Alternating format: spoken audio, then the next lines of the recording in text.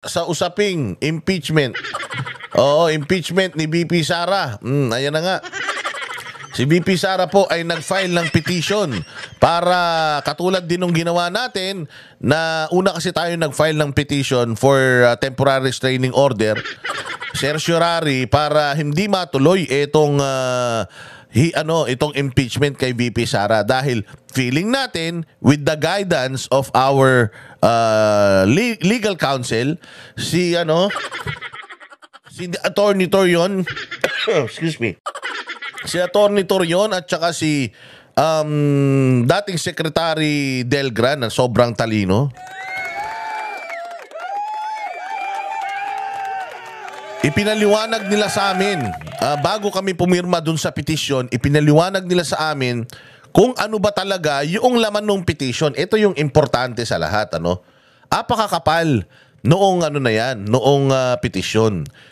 Binasa namin yung petisyon. Siyempre, di naman kami mga sobrang tatalino na maiintindihan namin yung petisyon na yon sa unang basa. Bukod sa binasa namin, pinaliwanag sa amin nila Attorney Torion. Kasi sabi nila, kailangan na maintindihan nyo bilang petitioners kung ano ba yung petition natin. Kung ano ba yung pinaghuhugutan natin, kung ano ba yung mga legal grounds natin, kung bakit natin kung bakit natin pinipigilan itong illegal na pagpapa-impeach kay VP Sara. Ito ang mga nangyari diyan. Ito yung natin. So inexplain sa amin ng matino nung mga magagaling na abogado. Kasi nga naman, we will sign. Kailangan yung pinipirmahan namin, naintindihan namin kasi susumpa kami na naiintindihan nyo ba itong pinipirmahan ninyo? Opo, naiintindihan namin kasi talagang naiintindihan namin after nung ipinaliwanag na sa amin, because if we're just gonna read the whole thing, we're not gonna understand it kasi sobrang technical talaga. So kailangan mong ulit-ulitin para talagang masabi mo na, okay, now I'm convinced, pipirma ako dito. Yun ang hindi nangyari diyan sa impeachment sa articles of impeachment, doon sa pinapirmahan sa mga congressman na umabot ng 200 almost 250.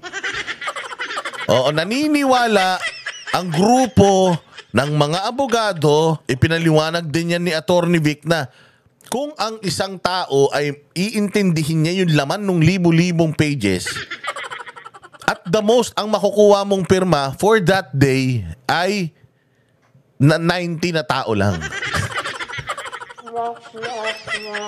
Kasi alam din naman ni Vic Rodriguez yung kapasidad ng mga congressman dyan. Mga bugoy-bugoy lang din naman yan. Wala mo mga alam din yung iba dyan. So, ganun lang Pero paano silang nakakuha ng ganung kadaming pirma?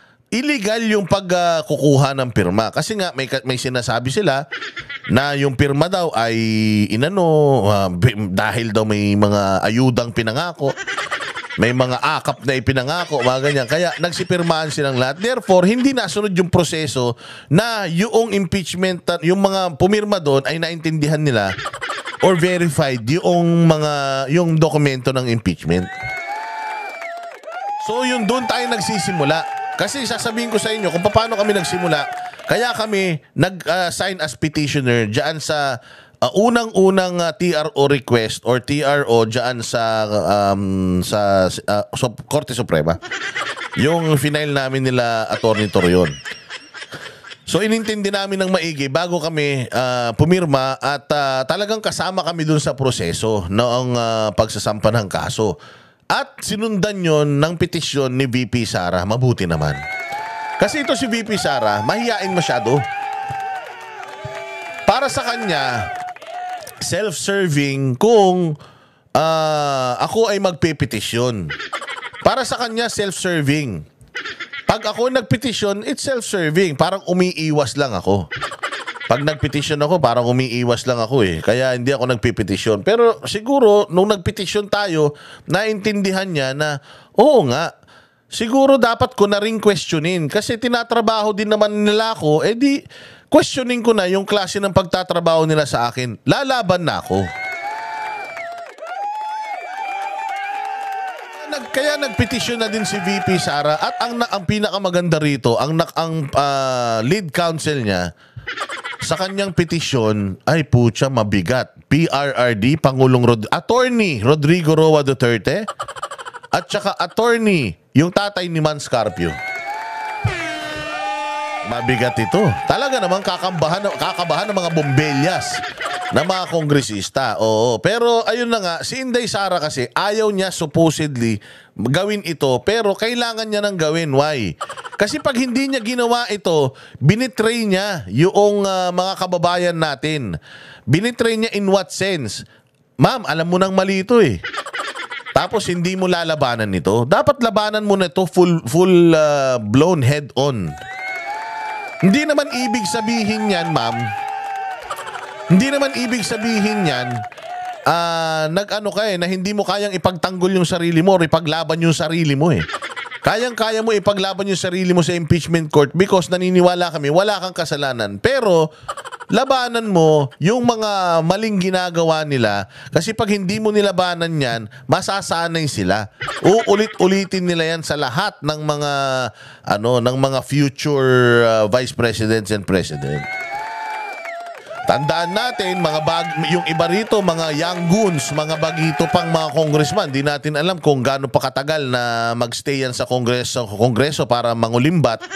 Kaya kailangan as early as now, ipinaiintindi na natin sa taong bayan na may mga mali dito sa proseso at nilalabanan natin yung mali sa proseso. Kasi kung hindi ito lalabanan ni VP Sara, itong maling proseso, parang tinrider na rin niya yung mga taong umaasa at nananalangin na hindi siya ma-impeach. So ito ay first step na kailangan dinggin ng Korte Suprema. Nagsalita din kasi ang Korte Suprema na ang impeachment ay urgent. It's a matter of urgency. Oo, urgent yan. They will treat it with the utmost urgency, sabi nila. Kaya sabi ni VP, okay, if that's the case, sige, file tayo ng TRO and ito yung mga arguments natin, di ba? So the court has to really dig into it and see if meron ba talagang grounds itong kanilang mga petitions and kung legal ba itong petition na to. Yun ang katanungan. Legal ba to? Utangin na nyo, tinanggap ng Korte Suprema, di legal. Pakinggan muna natin itong balita ni VP Sara. Tapos, pag-usapan natin, burautin natin yung mga putang inang gigil na mga congressman na mga tanga. Sige, play. Ng petisyon si Vice President Sara Duterte sa Korte Suprema para questionin ang proseso ng Kamara sa impeachment at pigilan ang Senado na magsagawa ng paglilitis sa kanya. Kung matuloy man ang impeachment trial, kasama sa legal counsel ng bise ang kanyang ama na si dating Pangulong Rodrigo Duterte. Sarap! Tingnan mo Ang magiging legal, isa sa mga abogado ni Vice President VP Sara, Vice President VP pa, si dating Presidenteng Rodrigo Roa Duterte. Sino ba yung mga magdidiin kay VP Sara? Yung mga kupal na mga congressman sa Quadcom, sa Tricom, sa Committee on Good Government na nakaharap na ni Duterte at pinaglaruan ni Duterte sa Kongreso. Ginawa silang mga estudyante. You cannot make me answer yes or no. You are not an investigator. Yun ang mga magiging mga mga tawag dito, prosecutors. Yung isa, yung galing-galingan na pinipilit idiin si Duterte na taga Batangas yung kamukha ni Bakekang, yung taga Batangas na malaking bibig na pag nag-eyeliner hanggang pisngi siya galing-galingan nung humarap kay Duterte sumagot si Duterte sa lahat ng tanong niya. Ano nangyari sa mga tanong niya? Naipakulong niya ba si Duterte? Nakasuhan ba nila si Duterte? Nga. Tapos, bukod doon, malulupit pa yung ibang mga abogado. Kaya nako, maganda-ganda to. Ako talaga excited nga ako dyan eh. Sa impeachment na yan, magmumukhang payaso yung mga taga-kongreso dyan eh. Oh, sigurado ako magmumukha silang mga asong basa. Pagka nakaharap na nila tong mga abogado ni VP Sara. Tapos, alam nyo ba si VP Sara ay nagtapos ng isang kurso na hindi lahat ng abogado ay natatapos itong kurso na ito at itong kurso na to ay pwede siyang maging judge dahil natapos niya itong kurso na ito. So hindi lang basta abogadong normal si VP Sara. Hindi siya katulad ni Gadon na disbarred. At saka iba pang mga disbarred na mga abogadong mga tanga. Si VP Sara ay pumasa sa isang pagsusulit kung saan pag naipasa mo yun, pwede ka nang maging huwes. Galing. Utak pa lang ni VP Sara, wala na kayong... Utak pa lang ni VP Sara, wala na kayo sa kalingkingan, sa itsura pa kaya. Putang inang papangit pa naman ng mga sa kanya. Ang papangit pa ng mga nagsasampa sa kanya ng mga impeachment na yan. Diretso. Nasa frontline ng balitang yan, si Camille Samonte. Mga kababayan, Kinwestiyon ni Vice President Sara Duterte ang naging proseso ng Kamara sa impeachment laban sa kanya.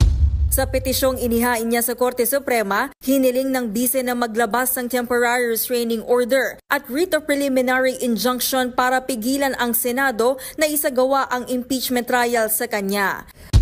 Giit ng bise, paglabag sa saligang batas ang proseso ng impeachment sa Kamara dahil isang impeachment lang ang pwedeng ihain sa impeachable official sa loob ng 1 taon. Ngayon, ang question kasi dyan, doon sa isang impeachable o isang impeachment lang yung pwedeng ihain sa loob ng 1 taon. Ang question kasi dito, sinasabi nila na hindi alam kung isang impeachment na yung isang beses kang ma-impeach sa Congress or impeachment na petisyon. 1 taon, isa lang. Kasi sabi nila kapag pinatupad daw natin tong 1 impeachment per year, o di halimbawa ako magpa-file ako ng isang palpak na impeachment complaint para lang magkaroon siya ng bulletproof sa loob ng 1 taon. Bogus. Panlaban daw yan sa mga panlaban daw yan sa mga bogus. No, kasi nangyari na daw yan. Hindi daw yan yung ito ang ang kanilang argumento. Na kung halimbawa merong 3, hindi necessarily lumabag ka na. Halimbawa yung isa, palpak. O pwede i-decline yun tapos maghanap sila ng mas malakas na impeachment complaint, parang ganon. Pero ang sinasabi naman ng mga abogado, mali, kasi ganito yan, Boss Dada. Kapag ikaw ay nag-file ka ng petisyon or ng reklamo sa Kongreso, wala silang choice but to entertain yung kaso na i-file mo sa kanila. Dapat i-entertain nila yun. Pag in-entertain nila yun, di ibig sabihin, isang complaint na yun, ipapasa mo yun sa Committee on Justice. Tapos yung Committee on Justice ang magsasabi if may probable cause o wala, etong final mo na impeachment. Kung may probable cause, di magpupush through yan, pupunta sa plenaryo, pagbobotohan ninyo. Kung walang probable cause, di that's considered as 1 impeachment complaint na in-entertain. Therefore, dapat for the whole year na yan. Ganun dapat yun. Next year na naman. Try again next year. Ganun. Pangalawa, sampa ulit. Ganun ulit nangyari. Another year na naman yan. Yun. Ang kine-question kasi dito, merong 3 nauna. Anong nangyari doon? Anong desisyon ng Committee on Justice doon sa 3 na yon? Kasi kung isa man sa 3 na yon yung napunta sa Committee on Justice, bakit umabot ka sa pang-4 na impeachment complaint? Di ba nakikita niyo yung problema? Meron tatlong nauna eh. Hindi nga natin alam ano nangyari sa tatlong nauna tapos biglang nag-push through yung pang-apat. Hindi ba? Biglang nag-push through yung pang-apat. Eh meron kang, pag nagsampa ka ng isa ng una, meron kang meron kang 10 araw. Meron kang 10 araw na para sagutin mo yun. O para maproseso yun. Aaralin yun ng 10 araw. So ito ang nangyari. Nagsampa sila ng una, pagtingin nila, puta supot. Nagsampa sila ng pangalawa, pagtingin nila, puta supot. Nagsampa sila ng pangatlo, pagtingin nila, putya supot. Nagsampa sila ng pang-apat, nakita nila supot. Kaya lang, matatapos na yung Kongreso.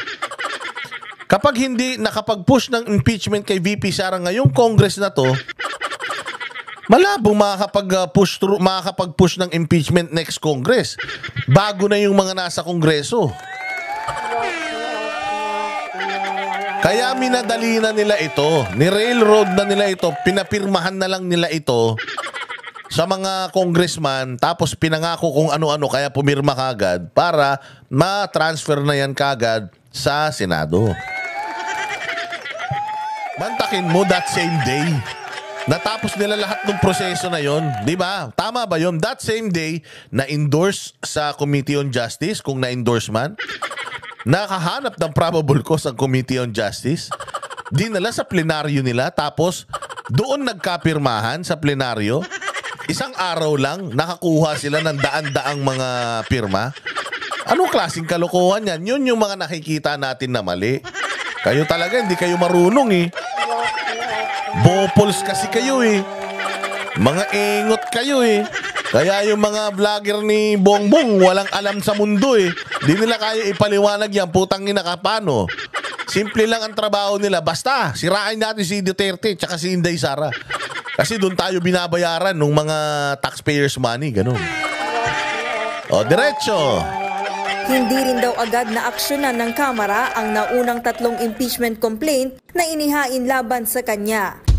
Even as the House has the exclusive power to initiate all cases of impeachment, hindi po yun absolute. Bago mag-proceed, ang palagay ko dapat... Si ate naman, pawis na pawis. Punas-punas din ang pawis. Ate, tinan mo yung liig mo, yung mga buhok mo nakadikit na sa liig mo, para ka na si Sergio. Yung asawa ni Marimar. Meron ka ng buhok sa dibdib. Ate naman, punas-punas naman, sayang naman yung ganda mo. Kamukha mo pa naman si Pocahontas na... nagutom. Oy, kaibigan ni Bibi Sara yan. Kau talaga, boss dada, lahat na lang, inaaway mo. Dapat mo nang i-resolve yung question ng petition. Kabilang sa Malinaw. May mga naunang petisyon, kailangan muna malaman what happened to those 3 other petitions before tayong ginamit natin tong 4th petition. Kasi kung ang ginamit mong petition is yung mga nauna, walang let's say for example yung number 1. Walang questions asked. Kung yung first petition, kasi nga ilang buwan na yung nakaraan eh. So, ibig sabihin, napag-aralan na maigi yan. Ganon. Pero kung pang-apat, ngayong araw na to i-final, ngayong araw na to dinesisyonan, ngayong araw na to napapirmahan, putang ina.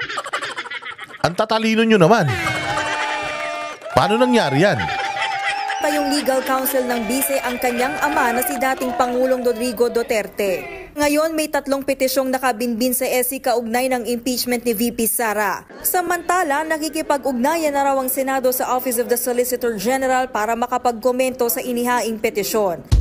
Ayon kay Senate President Cheese Escudero, gagalangin nila anuman ang maging desisyon ng korte. Pero hanggat wala raw inilalabas na TRO ang SC, hindi sila magko-convene para sa paglilitis sa bise habang nakarises ang Kongreso. Nanindigan din siyang hindi sila magpapapressure at hindi mamadaliin ang impeachment proceedings. Marahil providential na hindi kami natuloy sa... Ganda ng kilay ni Cheese, hindi gumagalaw. Tayo na sana all, drawing yung kilay.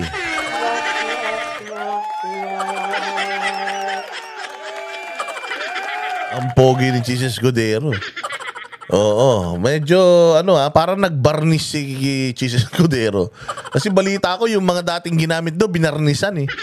Para si Chis nagbarnis, naka-t-shirt lang siya eh. Trial para wala nang pipigil o antala pa sa trial ng Senado na mga ganitong uri ng teknikalidad o issue na maaaring i-bring up ng nasasakdal na si VP Sara. Gusto ko lang maging maingat. Dahil may provision sa aming rules that the Senate President shall take proper order of the subject of impeachment.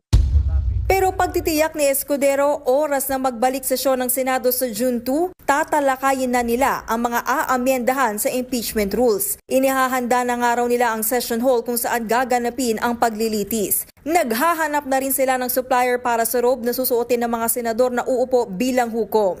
Dahil na Paano pinamamadali nyo, wala pa palang robe. Anak ng tinapay kayo. O di, susuot nila dyan? Maong. Tsaka ganyan, t-shirt na ganyan. Pangit naman. Siyempre, pag judge ka, kailangan ka robe. Pwede man, bathrobe. Kuha kayo sa hotel.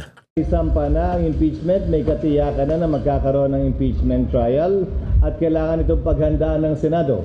Hindi namin inaaksaya yung aming panahon bagaman recess. Nagbabalita mula sa Hindi ba?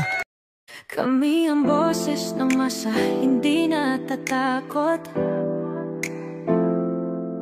Katotohanan lang, di kami nalulunod.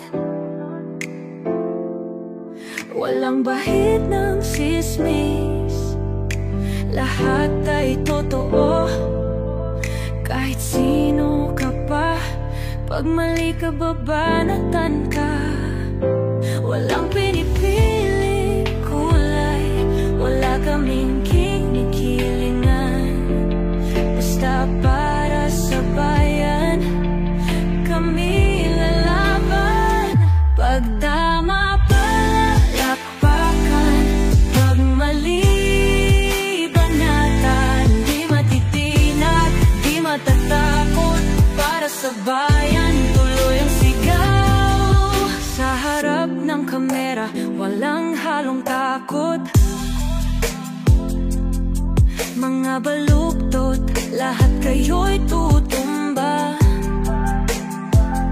Ang hustisya at totoo, yun lang ang mahalaga.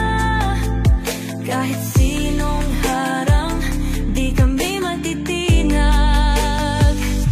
Walang pinipiling kulay, wala kaming kinikilingan.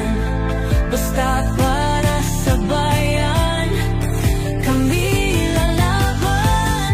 Pag tama palapakan, pag mali banatan. Di matitinag, di matatakot, para sa bayan tuloy ang sigaw.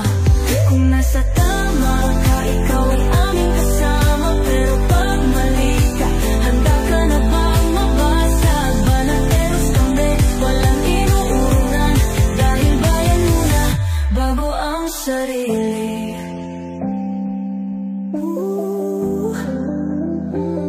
Bago ang sarili.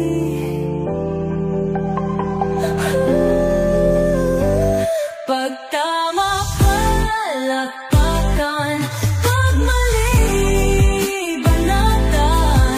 Banateros ang sigaw, katotohanan ang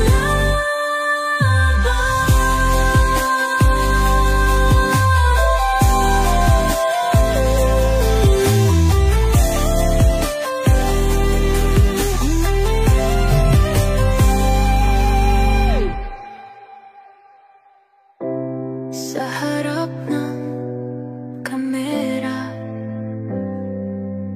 walang